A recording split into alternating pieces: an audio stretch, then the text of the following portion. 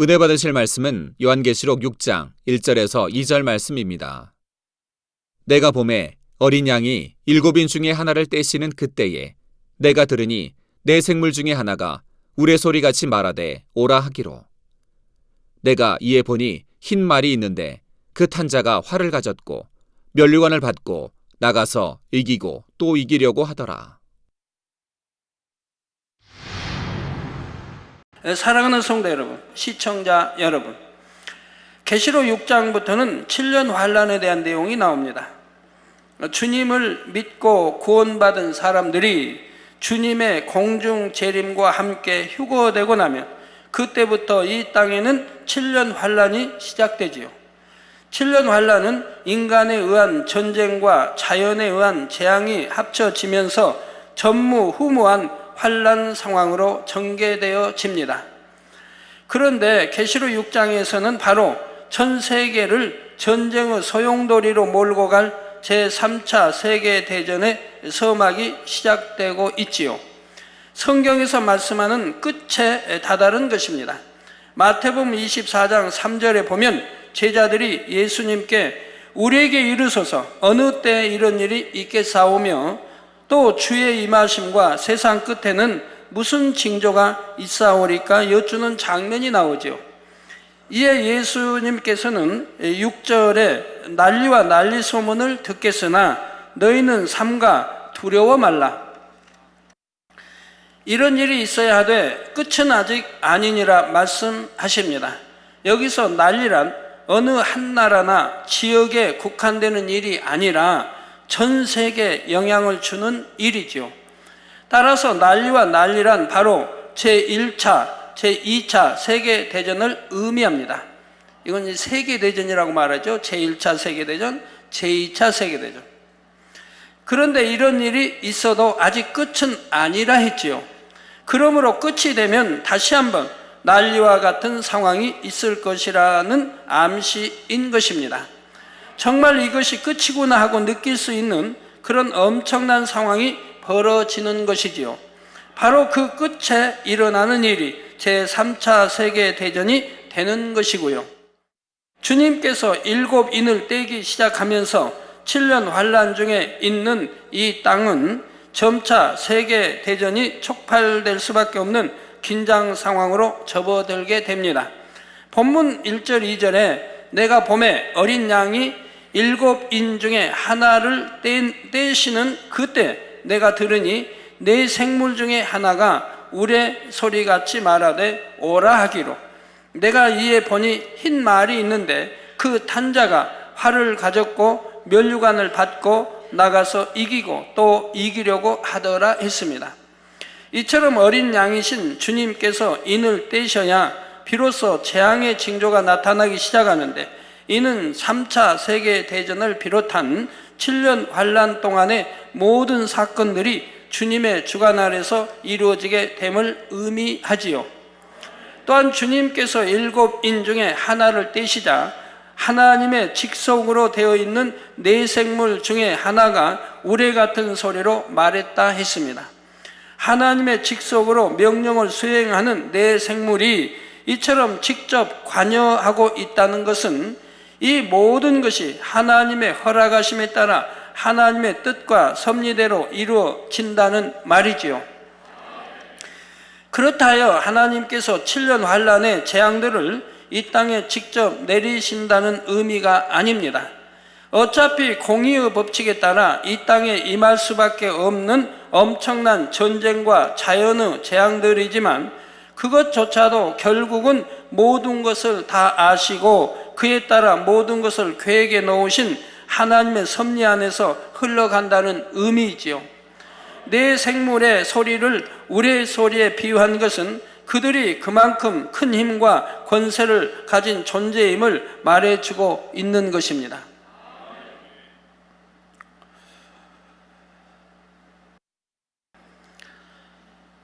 네 생물 중에 하나가 사도 요한에게 오라 한 것은 이제부터 앞으로의 상황이 어떻게 전개될지를 보여주겠다는 의미이지요. 이에 사도 요한이 보니 흰 말이 보였습니다.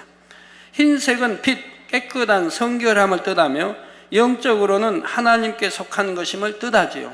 또한 말은 권세와 위엄을 뜻하며 한편으로는 전쟁을 의미하기도 합니다. 옛날에는 말이 전쟁에 매우 중요한 역할을 했지요. 이러한 흰 말을 탄 자가 보였는데 그는 권세와 위엄을 받아서 부릴 수 있는 자로서 곧 주의 이름으로 일을 수행하는 사자입니다. 그리고 그가 활을 가졌다 했지요. 활은 전쟁과 싸움을 의미합니다. 활은 어떤 목표를 향해 쏘는 것처럼 목표를 이루기 위해 나가다 보면 부딪힘과 다툼이 생기는 것이지요. 그러므로 주의 사자가 활을 가졌다는 것은 결국 부딪힘으로 인해 화평을 깨게 된다는 의미입니다. 다음으로 면류관을 받았다는 것은 하나님으로부터 보장을 받는다는 의미이지요. 머리가 된다는 의미이며 부와 명예와 권세가 주어진다는 의미입니다. 그러면서 동시에 면류관은 자부심과 교만을 의미하기도 하지요. 그렇다면 과연 지금까지 설명드린 내용에 부합하는 것은 누구일까요? 바로 이스라엘 민족을 의미합니다. 즉 흰말은 영적으로 이스라엘 민족을 의미하며 그 말의 탄자란 이스라엘 민족을 이끌고 그들의 운명을 좌우해 가는 머리 되는 세력을 의미한다는 사실입니다. 흰색은 하나님께 속한 것임을 의미하며 말은 권세와 위엄과 함께 전쟁을 의미한다 했습니다. 이스라엘 민족도 하나님께 속한 선민이며 역사상 그들로 인해 많은 전쟁이 일어났지요. 또한 활을 가졌다는 것은 목표를 이루기 위해 화평을 깬다는 의미인데 잠시 후에 말씀드리겠습니다만 실제로 이스라엘은 자신들의 목표를 이루기 위해 주변과 늘 마찰을 빚어왔습니다. 그럼에도 이스라엘 민족은 하나님의 보장하심 가운데 지금도 세계 곳곳에서 부와 명예와 권세를 누리고 있지요. 그렇기 때문에 또한 이스라엘 민족은 자기들 자신에 대한 자부심과 교만이 있습니다. 자신들은 선민이며 하나님의 보장하심 가운데 늘 승리한다는 교만이지요. 바로 이러한 모습을 면류관을 받았다 말하는 것입니다. 그러면 지금 설명드린 내용을 이해할 수 있도록 이스라엘 민족에 대해 좀 더 구체적으로 살펴보겠습니다. 성도 여러분, 요한복음 19장 23절 24절에 보면 군병들이 예수를 십자가에 못 박고 그의 옷을 취하여, 즉 예수님의 옷을 취하여 네 깃에 나누어 각각 한 깃씩 얻고, 네 깃에 나눠서 각각 한 깃씩 얻고 속옷도 취하니 이 속옷은 호지 아니하고 위에서부터 통으로 짠 것이라. 그러니까 그냥 원피스라고 해도 되나요?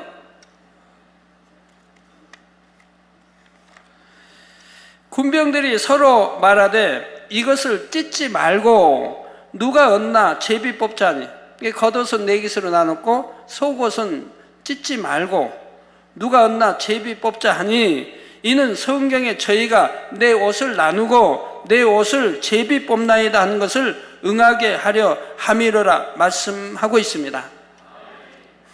이 말씀의 영적인 의미에 대해서는 십자가의 도에서 자세히 설명을 했지요. 그 내용을 간단히 말씀드리면 여기서 예수님의 옷은 이스라엘 민족을 의미합니다. 예수님이 이스라엘의 만왕의 왕이요 만주가 되시고 또 이스라엘 또 왕이 되시고 구세주가 되시고요.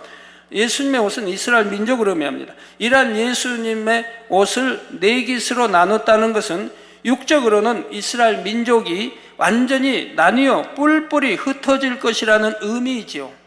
육적으로는. 하지만 속옷은 호지 아니하고 위에서부터 통으로 짰으므로 찢어서 나누지 않았다 했는데 이는 이스라엘 민족의 내면적인 것, 곧 중심만은 나누어지지 않을 것이라는 의미입니다. 이 말씀대로 이스라엘 민족은 서기 70년에 로마의 타이투스 장군에 의해 예루살렘이 완전히 파괴되면서 이스라엘이라는 나라 자체가 없어지지요. 이게 육은 없어진다 이 말입니다. 살아남은 사람들은 동서남북 사방으로 흩어졌고 그 그로 인해 지금도 유대 민족은 세계 곳곳에 흩어져 살고 있습니다. 그런데 이렇게 철저히 나라가 파괴되고 백성들도 다 흩어졌음에도 불구하고 그들의 내면적인 것, 바로 하나님을 향한 중심만은 그 누구도 빼앗거나 무너뜨릴 수가 없었지요. 우리나라 같으면 예를 들어 고구려 정신하면 그때뿐이지 않습니까? 망해버리면 얼마 있다가 우선들이 남아서 좀 싸우고 되찾는다고 얼마 하다가 한 몇십 년 지나면 그냥 그걸로 끝나버리죠. 자, 그 후로도 유대 민족을 뿌리채 없애려는 시도가 여러 차례 있었지만 유대인들은 그 모든 것을 이겨내고 오히려 1948년 5월 14일에 독립된 나라를 세우기에 이릅니다.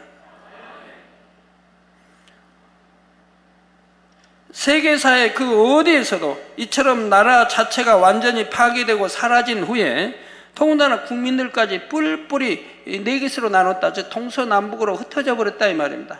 세계 곳곳으로.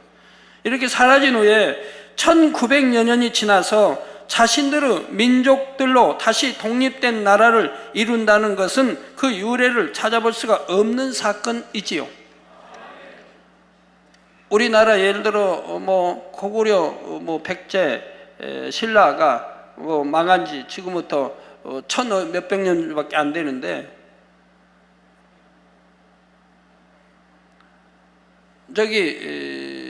그러니까 고구려 후에 만주든 요동, 그다음 요동이든 이런 데가 우리나라 땅이라고 하면 어떻게 될까요?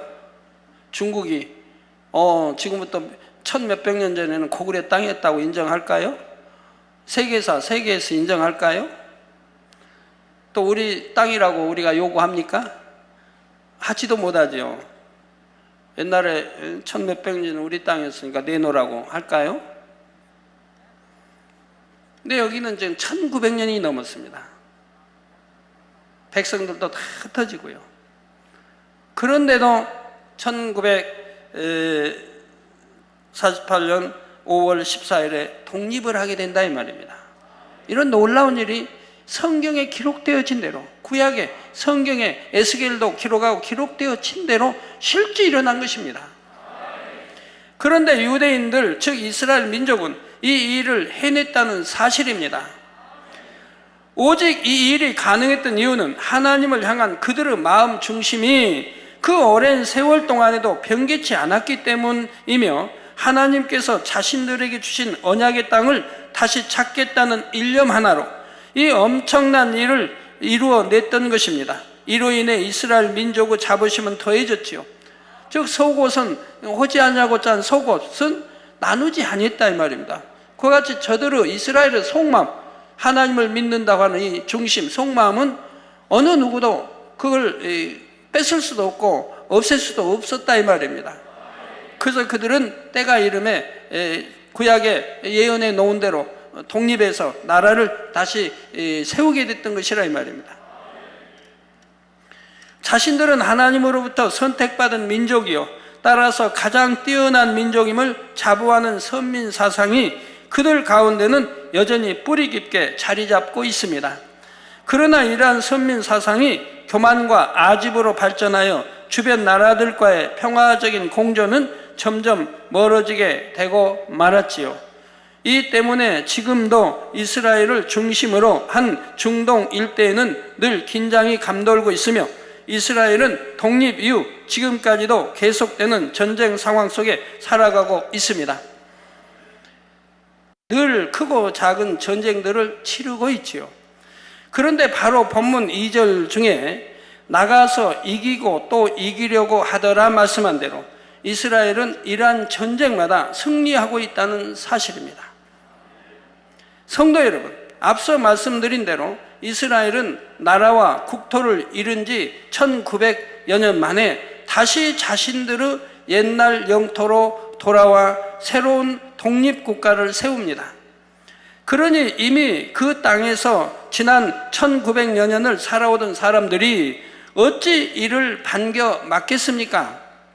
하루아침에 자신들이 살던 땅을 이스라엘의 영토로 넘겨줘야 한다는 것이 상식적으로도 이해될 수 있는 일은 아니지요.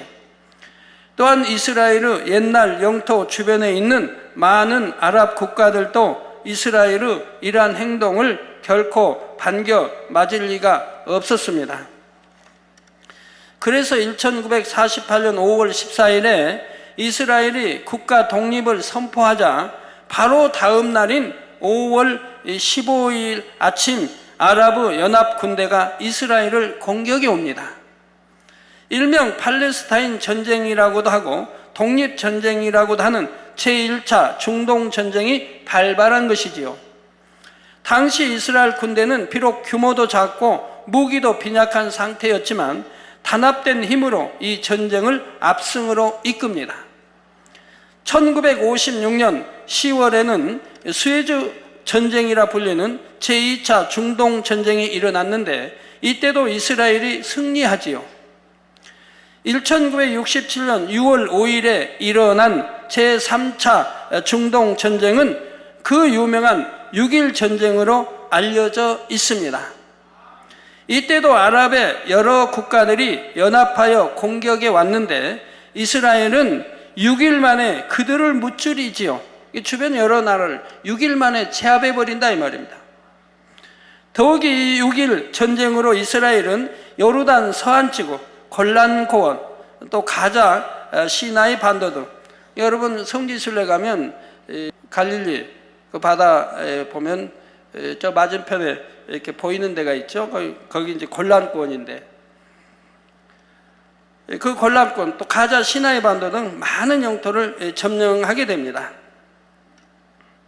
애굽에서 여러분 쭉 서해안 따라 지중해 따라 올라오시면 쭉 시나이 반도를 거쳐 올라오게 됩니다. 예루살렘도 재통합하게 되며 이스라엘은 이후로 크게 번영을 하게 되죠. 그 당시 유명한 일화 중에 하나가 있는데 이스라엘 군을 이끌던 가장 머리된 장군이 참모들과의 회의 자리에서 지휘봉을 높이 들고 하나님이여 이 전쟁이 6일 만에 끝나게 해 주시어 우리가 안식일을 지킬 수 있게 해 주십시오라고 기도했다는 내용입니다.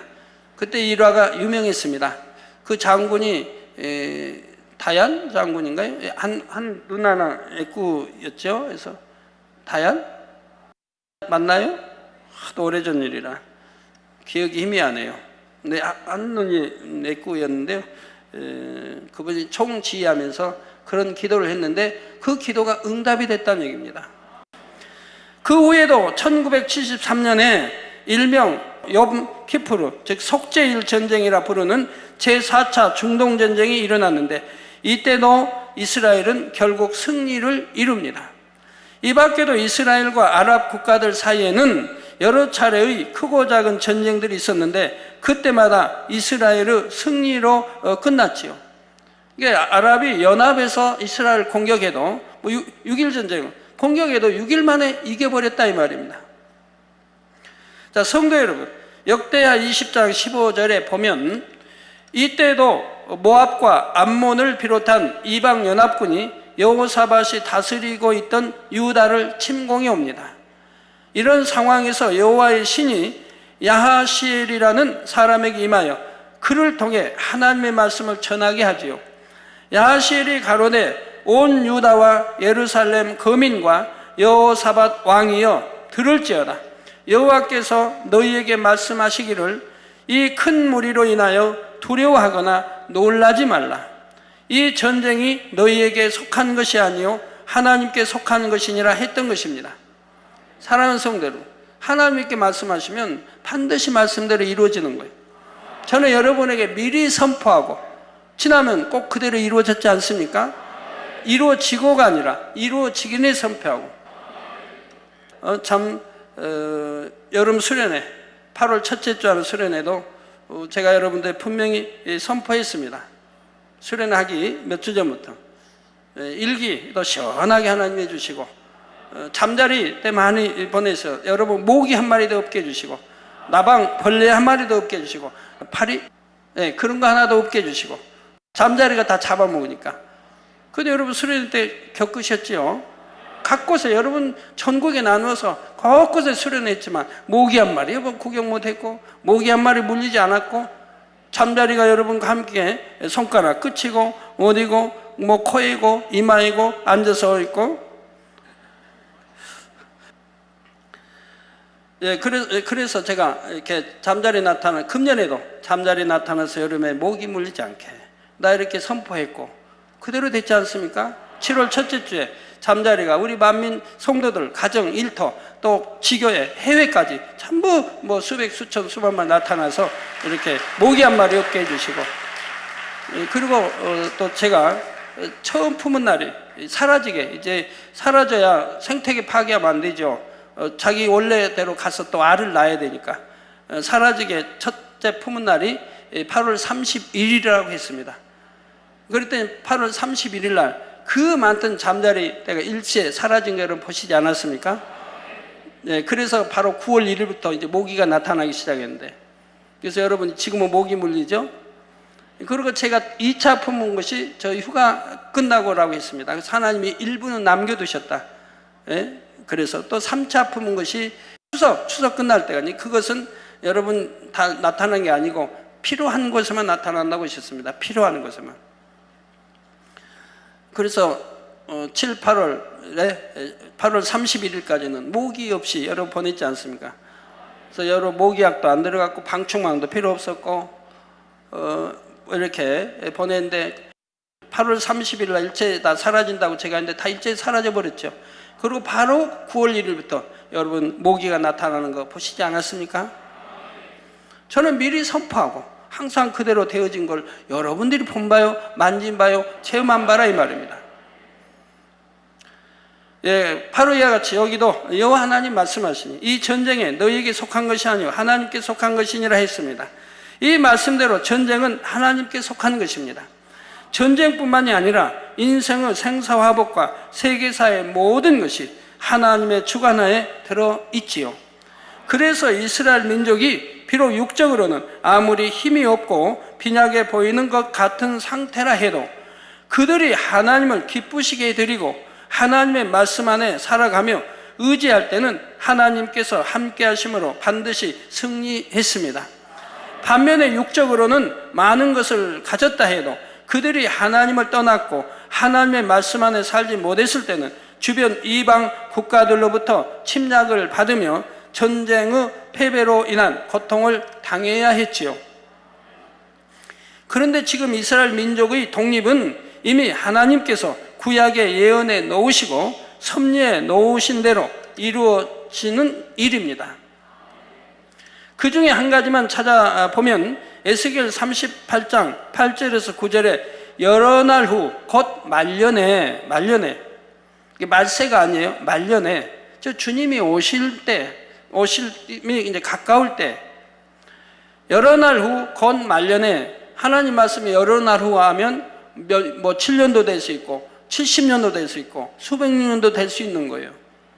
전에 처음에 계시 받을 때 제일로 참 처음에는 많이 그렇게 난감했던 게 그런 겁니다. 하나님 며칠 후에 아면 저는 이제 며칠만 생각하면 며칠 후에는 이루어질 걸로. 근데 안 이루어져요. 나중에 이제 성경 읽고 기도하다 보니까 또 올려주시는 거예요. 며칠 후가 얼마가 될지.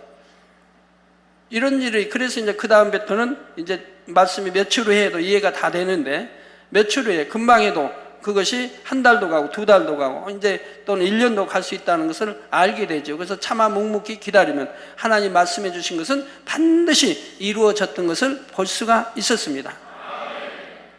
여러 날 후 곧 말년에 내가 명령을 받고 그 땅 곧 오래 황무하였던 이스라엘 산에 이르리니, 저 내가 명령을 받고 그 땅 곧 오래 황무해, 저 이스라엘 백성 이제 서기 70년 다 흩어져 버리고 이제 오래 황무됐다 이 말이에요. 황무하였던 이스라엘 산에, 하나님 이제 성경에 보면 산 예루살렘 또 이제 해발 뭐 700m 이상 뭐 시온산 이렇게 산들이 나오죠. 이스라엘 산에 이르르니 그 땅 백성은 칼을 벗어나서 열국에서부터 모여 들어오며 이방에서부터 나와서, 저 열국 많은 나라 흩어졌던 그들이 열국에서부터 모여 들어오며 이방에서부터 나와서, 이방 사람 이제 하나의 선민 아니면 이방 사람이라고 그러죠. 이방에서부터 나와서 다 평안히 거하는 중이라.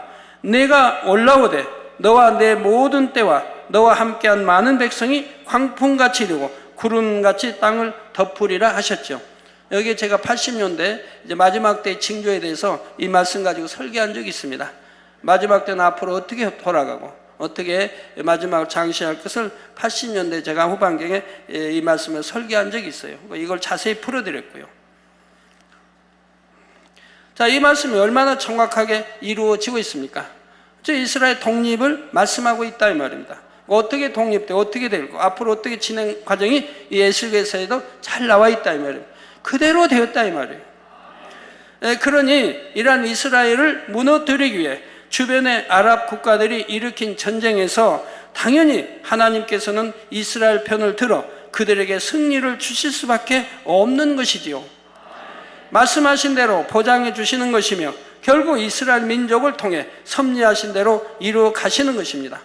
이게 수적으로 봐도 너무 열세죠. 이스라엘은 한 600만 잡는다 해도 주변의 나라들은 1억이 넘지 않습니까? 아랍 여러 나라들은, 주위에 있는 나라들은. 이스라엘 유대인들이 전 세계에 흩어져 있는 유대인까지 하면 한 200만 잡나요? 1000몇백만 잡고 있는데, 그런데 본문에 보면 나가서 이기고 또 이기려고 하더라 하여 아직 완전히 이긴 것은 아님을 말씀하고 있지요. 다시 말해 아직도 싸움이 진행 중이며 결정적으로 완전히 이겼다고 할 수 있는 것은 아니라는 말입니다. 이는 바로 앞으로 있을 3차 세계대전이라는 엄청난 또 하나의 전쟁이 남아있기 때문이지요. 사실 제1차, 2차 세계대전이 일어난 때에도 이스라엘 민족이 깊이 관여되어 있는데 앞으로 있을 3차 세계대전에도 이스라엘이 밀접하게 연관이 됩니다. 지금 이스라엘이 위치하고 있는 땅과 그 주변의 땅들은 하나님께서 이 땅의 인간을 경작하시는 출발점이 되었던 곳이지요. 그런데 인간 경작의 마무리 역시 바로 이곳을 중심으로 이루어진다는 사실입니다. 이스라엘이 그 중심에 놓여 있는 것이며 이스라엘과 중동, 아랍 국가들과의 전쟁으로 인해 결국에는 제3차 세계대전이 발발되고 인류가 멸망으로 가는 계기가 되지요. 이스라엘은 이처럼 인류 역사에 있어서 마지막까지 매우 중요한 위치에 놓이게 되며 그렇게 될 수밖에 없도록 모든 주변의 환경 하나하나가 형성되고 있습니다. 그런데 이스라엘을 중심으로 하는 이러한 상황 가운데 하나님께서는 한 번 하신 말씀을 얼마나 신실히 지키시는지를 이집트라는 나라를 통해 다시 한번 알 수가 있지요. 이스라엘과 아랍 국가들 간의 4차에 걸친 전쟁에서 이스라엘이 모두 승리하게 되자 1978년 미국의 중재로 이스라엘과 이집트 간의 평화협정이 체결됩니다. 중동에 그래도 가장 리더격으로 있는 바로 이집트와 평화협정이 체결이 됩니다. 주변의 아랍 국가들로부터 있을 수 없는 일이라는 심한 비난을 받았지만 1982년에는 협정의 이행을 위해 이스라엘이 시나이 반도를 이집트에 반환해 주기에 이르지요. 그래서 이제 그 6.1 전쟁에 다 빼앗았던 것을 다시 반환해 줍니다. 그러니까 여러분 성지순례 가보신 분들은 이제 이집트에서 이렇게 들어오면 그 시나이 반도 다 지나가지고 이제 이스라엘에 그 가까이 와서 거기서 이제 검문이 시작되고 이스라엘 들어가는 이게 시작된 걸 볼 수가 있어요. 이게 이 동쪽 홍해 쪽으로 와도 그렇고 이쪽 서해 지주 이제 그 사막을 지나서 지중해로 올라가도 마찬가지. 시나이 반도가 끝나고 바로 이스라엘 국경이 나오게 되는 이유가 그겁니다. 전에는 뺏어서 차지하고 있었는데 이제 되돌려줬다 이 말입니다. 이집트와 평화협정을 맺으면서. 그런데 이 모든 일이 우연에 의한 것이 아니라 이미 성경에 기록된 하나님의 말씀에 따라 하나님의 뜻 가운데 일어난 일이라는 사실입니다. 창세기 47장 7절에서 12절의 내용을 보면 애굽의 총리가 된 요셉 덕분에 야곱과 그의 가족들은 극심한 기근을 피해 애굽 즉 지금의 이집트 땅으로 이주해 올 수가 있었지요. 이때 바로왕 앞에 선 야곱이 바로를 축복해 주는 장면이 나옵니다. 바로왕은 야곱과 그의 가족들을 선대하여 그들에게 거할 땅을 주게 되지요. 11절 12절에 요셉이 바로의 명대로 그 아비와 형들에게 거할 곳을 주되 애굽의 좋은 땅 람세스를 그들에게 주어 기업을 삼게 하고 또 그 아비와 형들과 아비의 온 집에 그 식구를 따라 식물을 주어 공께 하였더라 했습니다. 이처럼 야곱과 그의 가족들은 즉 이스라엘 민족의 시초가 되는 사람들이 애굽으로부터 큰 은혜를 입었던 것이지요. 그래서 애굽에 와서 나라를 형성해서 출애굽을 했던 것이니까요. 어디 그뿐입니까? 지금부터 2000년 전에는 우리 예수님 아기 예수 때 어디로 피난을 했습니까? 바로 애굽으로 했다 이 말입니다. 지금의 이집트로 피난사를 했다 이 말입니다. 헤롯 왕이 잡아 죽이려고 하니까. 그러니까 이 애굽하고 그 이집트하고는 밀접한 관계가 이스라엘과는 형성되어 있는 거죠. 이미 구약에서부터. 그래서 신명기 23장 7절 후반절에 보면 애굽 사람을 미워하지 말라. 내가 그의 땅에서 객이 되었음이니라 하신 것입니다. 더욱이 이스라엘의 시초가 되는 야곱이 애굽의 왕 바로에게 축복을 빌어 주었기 때문에 이스라엘과 이집트는 마침내 육적으로는 도저히 가능할 것 같지 않았던 평화협정까지 맺을 수가 있었지요. 이 평화협정으로 인해 지금 현재는 물론이고 앞으로 일어날 큰 전쟁 상황에서도 이집트는 중동의 다른 아랍 국가들과는 달리 큰 재앙을 면할 수가 있게 됩니다. 하지만 결국 3차 세계대전의 상황 속에서는 이스라엘과 그 주변의 나라들이 전쟁에 휩쓸려 엄청난 재앙을 맞게 되지요. 시작은 이스라엘과 아랍 국가들 간의 전쟁이지만 그것이 결국은 석유를 중심으로 한 각 나라들 간의 이권과 미국과 이스라엘 간의 관계 등이 복합적으로 작용하여 세계의 열강들이 각축을 벌이는 상황이 됩니다. 그것도 중국과 또 러시아 연합, 또 유럽 연합 이런 세력들 석유가 갈수록 점점 줄어들고 있지 않습니까? 만약에 여기에 석유가 폭등한다고 생각해 보세요. 어찌 되겠는가 세계가? 아직은 폭등할 때가 아닙니다. 아직은 때가 아직 오지 않았으니까 아직은 폭등할 때는 아니에요. 그지만 폭등할 때가 온다고 하면 우리나라는 어찌 되겠고요. 그래서 석유로 인해서 중동은 항상 열강들의 항상 먹이라고 하면 좀 심한가요? 먹잇감이 된다고 하면 비슷하게 이해했어요. 그렇게 항상 노림의 땅이라 이 말입니다. 그래서 열강들이 서로 거기 땅을 놓고 각축전을 벌이게 되고요. 앞으로 차차 설명이 되겠지만 계시록 9장 16절에 나오는 2만만이라는 어마어마한 숫자의 군대가 2만만이라고 하면 2억을 말하죠. 2만 곱하기 2만만 같은 2억이 된다 이 말이에요. 이 어마어마한 숫자의 군대가 부딪히는 큰 전쟁이 일어나고 마는 것이지요. 바로 3차 세계대전이 최고조에 이르는 상황입니다. 본문 1절 2절 안에는 이처럼 엄청난 의미들까지도 담겨 있다는 사실입니다. 이제 다음 시간에는 이어지는 말씀에 나오는 붉은 말, 검은 말의 의미와 전 세계가 전쟁으로 휘말려 들어갈 수밖에 없는 그 당시의 상황들에 대해 계속해서 설명하겠습니다. 사랑하는 성도 여러분, 앞으로 있게 될 이스라엘과 중동 국가들 간의 큰 전쟁, 그리고 그로 인한 세계 대전 등은 이미 구원받은 하나님의 자녀들은 이 땅에 남아있지 않은 상태에서 일어날 일들입니다. 이게 여러분과는 상관이 없다 이 말이에요. 우리 틀림 받은 후에 일어날 일이니까 우리 이제 주님이 공중 재림하시고 우리는 들림 받을 이후의 일이니까 여러분은 뭐 놀랄 일은 아니에요. 그러나 이 땅에 휴거되지 못하고 이 땅에 떨어질 사람들은 놀라고 또 놀래야죠. 그 참상이 너무 혹독하기 때문에. 그런 일이 어떻게 일어날 수 있는가? 666 표를 받지 않으면 받아야 하고, 그런 일이 어떻게 일어날 수 있겠는가? 일어날 수 있습니다. 하나님이 저에게 자세히 알려주신 바에 의하면 능히 그때는 다 일어나게 되어 있다 이 말입니다. 하지만 오늘 본문에서 살펴보았듯이 마지막 때에 일어날 그러한 일들이 그때 가서 순간에 일어나는 것은 아니지요. 이미 수천 년 전부터 있었던 일들이 쌓이고 쌓여서 공의에 맞게 일어나는 일들입니다. 하나님의 뜻과 섭리에 따라 모든 일들이 정확하게 진행되었고 그 결과들 역시 하나님의 말씀대로 한치의 오차도 없이 이루어지지요.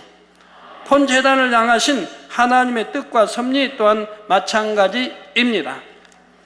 마지막 때 하나님의 크신 뜻을 이루시고자 이미 오래전에 본 재단을 택하시고 하나하나 간섭하시며 오늘에 이르게 하셨지요. 인간 경작이 마무리되는 시점에 대성전 건축과 세계의 복음화라는 막중한 사명을 이루게 하시고자 지금까지 연단하고 또 연단하시며 공의에 합당한 조건들을 만들어 오신 것입니다. 그렇기 때문에 이러한 것을 이루기에 지금 하나하나 역사해 가고 계시다 이 말입니다. 예를 들어 세계를 이루라. 이루기 위해서 얼마나 하나님이 다방면으로 세계를 이룰 수 있는 길을 열고 계십니까? 이 앞전 주에 이제 많은 목회자들이 다녀갔는데 그 목회자들 산하에는 양떼가 10만 명이 넘습니다. 그분들이 대부분이다 만민지교회가 되기로 했고, 지교회가 아니더라도 또 만민의 여기서 나오는 말씀으로 꼴을 먹이겠다고 보내달라고 했습니다. 우리 한 주에 그렇게 많은 성도들을 얻었죠. 세계가 수많은 교회들이 저희 지교회로, 또 총회장님들 또 저희 지교회로, 또 만민의 양떼로 만민교회 또 이렇게 선교사로 파송받기를 원하고 있지 않습니까?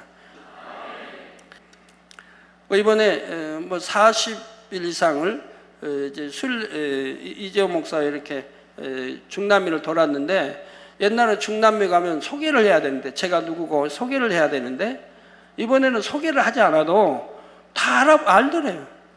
이재호 목사 하면 다 알아봐요. 다 알아듣고 자기들이 준비하겠다고. 우리 정구영 우리 또 박사님 40여일 넘게 이게 세미나 주의 종로 가르쳐 가시는데 여러 나라를 돌게 되죠. 그런데 거기에 주의 종들이 다 알아보고 그냥 자기들이 하겠다고, 자기들 돈으로 다 세미나 준비하겠다고 이렇게 다 말씀들을 한다고 그러죠. 그래서 또 한 달 전과 한 달 후는 이렇게 차이가 달라지는 것을 볼 수가 있습니다. 그래서 그러한 거, GCN 이런 또 책자, 수많은 책자가 수많은 나라의 언어로 번역되어서 이제 전 세계 출판사를 통해서 지금 나갈 준비하고 있고, 서로 출판사들이 출판하겠다고 또 하고 있지요. 그렇게 저렇게 이렇게 해서 참 기도해 왔던 것이 세계에 이루는 것이 이루어져 가고 있지 않습니까? 저절로 됩니까? 그 많은 기사, 그 많은 표적, 그 많은 권능들로 이렇게 이루어지는 거죠. 만약 기사와 표적과 권능이 없었다고 한다면 어떻게 그러한 것들이 이루어지겠습니까? 세계에서는 너무 많이 누구나 이 기사와 표적, 권능을 원합니다. 그걸 봐야 한다 이 말이에요. 그런 게 있어야, 성경이 참임을 입증해야, 그래야 참 믿음을 갖는다 이 말입니다. 성경에 기록된 그 많은 기사와 표적과 권능, 신비한 일들, 이러한 일들이 실제 지금에도 있어야 성경이 참이라는 걸 알고 바로 믿게 된다 이 말입니다. 대충 머리로만 믿어 구원받는 게 아니라 이 말입니다. 성경 어디에 머리 믿고 구원받는다고 돼 있어요? 마음에 믿어 의에 이르고 입술로 시인하여 구원에 이른다고 로마서 10절에도 말씀하고 있지만, 육적인 믿음, 영적인 믿음이 있지 않습니까? 행함이 없는 믿음은 죽은 믿음이라. 죽은 믿음으로 어찌 구원받느냐? 구원 못 받는다고 하죠. 행하지 않는 믿음은 죽은 믿음이라 이 말입니다. 내 영혼 없는 몸이 죽은 것 같이, 우리 영혼이 빠져나가면 죽은 시체 아닙니까? 그와 같이 행함이 없는 믿음은 바로 그런 이 영혼 없는 몸과 같은 것이라 이 말, 죽은 믿음이라 이 말. 그러니 구원 못 받는다 이 말입니다. 60년권 말씀, 우리가 말씀을 배웁니다. 왜 배웁니까? 그대로 살기에 배우는 거 아니에요. 하나님 66권 구약 신약을 배우는 이유가 뭐고, 설교 듣는 이유가 뭡니까? 듣고 그냥 지식으로 남기라는 게 아니잖아요. 그 말씀을 듣고 그 말씀대로 살아서 잃어버린 하나님의 영상을, 아버지 영상을, 주님의 영상을 되찾으라고 지금 신앙생활하는 것이고, 인간 경작을 이 땅에 하는 것이죠. 교회만 왔다 갔다 하고 11점 하고 그냥 주일이라고 대충 지키고 하면 구원받는다고 돼 있습니까? 악은 모양이라도 버리라고 성경은 돼 있죠. 악은 모양이라도 버리라. 적은 악도 버려야 되고, 성경에 얼마나 많이 신약에도 우리 주님이 또 제자들이 사도 바울도 외치고 외쳤던 것이 그런 말씀인데, 악은 모양을 버려라. 죄 버려라. 세상과 타협하지 말라. 짝하지 말라. 네가 세상을 사랑하면 하나님의 사랑이 네 안에 없다. 늘 모든 말씀이 나오지 않습니까? 그런데 여전히 세상을 짝하고 세상을 사랑하고, 그러니 하나님을 만날 수 있나요? 체험할 수가 있나요? 여러분은 늘 하나님 말씀대로 거하기 때문에 늘 만나고 체험하는 거, 기도하면 응답받고 하는 거 아니겠습니까? 지킴받고, 모든 재앙 없어도 지킴받고, 여러분 어떤 교통사고가 당해도 여러분들이 차를 타고 가다가 여러분 실수로 교통사고가 크게 나서 차는 폐차해도 여러분은 지킴받아 다치지 않지 않습니까? 우리 수많은 성도 지교회까지 해서 해외까지 해서 교통사고 나가서 머리 다쳤단 저는 말을 아직 들어본 일이 없어요. 교통사고면 우선 머리부터 다치잖아요. 근데 우리 성도들은 머리 안 다친다 이 말입니다. 왜? 머리 다치면 잘못하면 불구가 되니까 항상 머리 지켜주신다 이 말이에요. 주일 안 지킨 사람, 온전히 11조 않는 사람이나 다리 좀 뼈나 금가게 하시지, 주일 지키고 온전히 11조 하는 사람은 다리 뼈에 금 하나도 안 가고 살 하나 지키지도 않고 차만 폐차시키는 거, 여러분이 너무 많이 체험해서 안다 이 말입니다. 어린아이를 할지라도 지킴받고.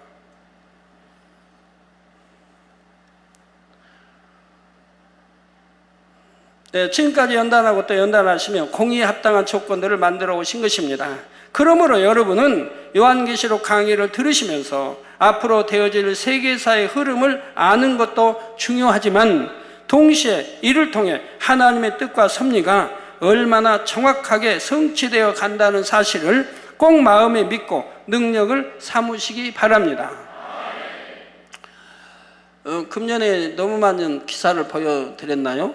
기사 표정을 너무 많이 여러분 이렇게 들으시고 하셔서 배가 좀 부르시죠.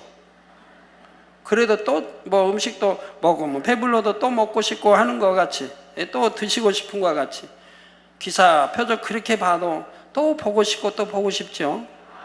그니 이제 그 다음에 또 뭐 보여드릴까요? 앞으로는 갈수록 더 큰 거 보여드립니다.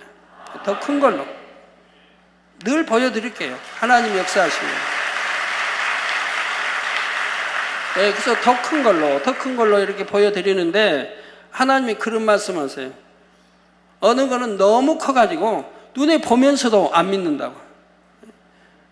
너무 베푸는 권능도, 기사 표적이 너무 커가지고 보면서도 안 믿는다 이 말이에요. 너무 커서.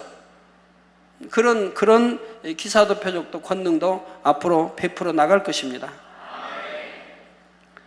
또한 번제단과 저와 여러분을 향하신 아버지 하나님의 뜻과 섭리 역시 반드시 이루어진다는 사실을 영적인 믿음 가운데 믿으시기 바라고요.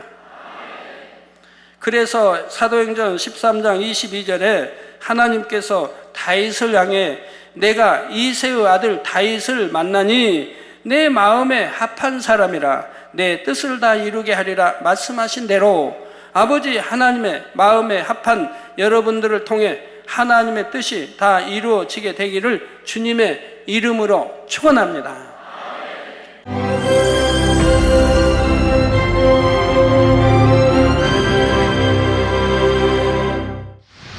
할렐루야. 전능하신 사랑의 아버지 하나님, 이 시간 기도받는 모든 성도님들 위해 안수하여 주옵소서. GCN 방송 시청자들이 인터넷과 화상을 통해 기도받는 지교회와 지성전 그리고 전 세계 하나님의 자녀들 위에도 시공간을 초월하여 역사하여 주시기를 원합니다. 믿어지는 믿음을 주시고 부정적인 생각과 의심의 세력을 물리쳐 주옵시며 모든 시험 환난도 물리쳐 주옵소서. 머리부터 발끝까지 오장육부 뼈 마디마디 온몸의 신경 조직 세포 등 아픈 곳마다 성령의 불로 태우시고 근본의 빛으로 역사하여 주옵소서. 예수 그리스도의 이름으로 명하노니 원수마귀 사단 모든 질병 균 연약함아 물러가라. 빛이여 임하라. 모든 불치 난치병도 성령의 불로 태워 깨끗하게 역사하여 주옵소서. 말라리아를 비롯한 모든 풍토병도 물리쳐 주옵소서. 감기, 기침, 열, 몸살, 독감 등 각종 유행성 질병도 다 물러가라. 어떠한 유행성 질병 균도 틈타지 않게 지켜 주옵소서. 위암, 폐암, 간암, 유방암, 자궁암, 대장암, 피부암 등 각종 암과 에이즈, 백혈병, 뇌졸중, 고혈압, 저혈압, 심장병, 폐병, 위장병, 당뇨, 부인병, 피부병, 갑상선 질환과 모든 염증도 깨끗게 하여 주옵소서. 소아마비, 중풍, 관절염, 디스크도 온전케 하여 주옵소서. 요통, 두통, 신경통을 비롯한 모든 통증은 사라질지어다. 간질, 자폐증, 우울증, 조울증, 노이로제 등 모든 정신질환도 물러가라. 모든 마비된 것도 풀어지고 일어나 걷고 뛸지어다. 눈도 잘 보이게 하옵시고 귀도 잘 들리게 하여 주옵소서. 소경은 눈을 뜨고 기머거리는 들으며 벙어리는 말할지어다. 각종 사고, 후유증도 깨끗게 하시고 부러진 뼈도 붙여 주옵소서. 화상 입은 것도 온전케 하옵소서. 화기야 물러가라. 열도 물러가라. 아버지 흉터도 나지 않게 역사해 주시기를 원합니다. 마약을 비롯하여 각종 약물과 독극물 중독도 깨끗함을 입을지어다. 죽은 신경과 세포가 살아나며 죽은 자도 살아나게 하여 주옵소서. 잉태의 축복도 주시기를 원합니다. 잉태 축복을 받으라. 예수 그리스도의 이름으로 명하노니 원수마귀 사단아 하늘 공중 곳에 잡은 악의 영들아 물러가라. 그의 사자들도 물러갈지니라. 이 땅의 악한 영, 더러운 영, 거짓되고 간사한 영, 이간질하고 미혹하는 모든 어둠들은 물러가라. 모든 흉악의 결박을 풀고 어둠아 물러가라. 빛이여 임하라. 아버지 하나님, 부르짖어 기도할 수 있는 능력을 주시고 죄를 버리고 성결될 수 있는 능력을 주옵소서. 영혼이 잘됨같이 범사에 잘되게 하시고 가정의 복음화도 이루어 주시기를 원합니다. 한 주간도 모든 사고와 재앙으로부터 지켜주시고 불통이 없는 형통한 삶을 살 수 있도록 축복해 주옵소서. 성령의 불담으로 천군 천사와 주님의 불꽃 같은 눈동자로 모든 하나님의 자녀들과 가정, 일터, 사업터를 지켜주시기를 원합니다. 학생들에게 지혜와 명철을 더하시고 공부도 할 수 있는 뜨거운 마음과 열정도 더하여 주옵소서. 마음과 생각을 세상에 빼앗기지 않도록 지키시고 하나님을 뜨겁게 사랑하는 학생들로 축복하여 주옵소서. 하나님의 자녀들이 먹으나 마시나 입으나 무엇을 하든지 하나님 앞에 영광 돌리는 삶이 되게 축복하여 주시기를 원합니다. 나는 하나님을 만났노라, 체험했노라, 응답 받았노라, 축복 받았노라, 간증하는 입술이 되게 역사하여 주옵소서. 아버지 하나님 감사합니다. 홀로 영광 받으옵소서. 우리 주 예수 그리스도의 이름으로 기도하옵나이다. 아멘.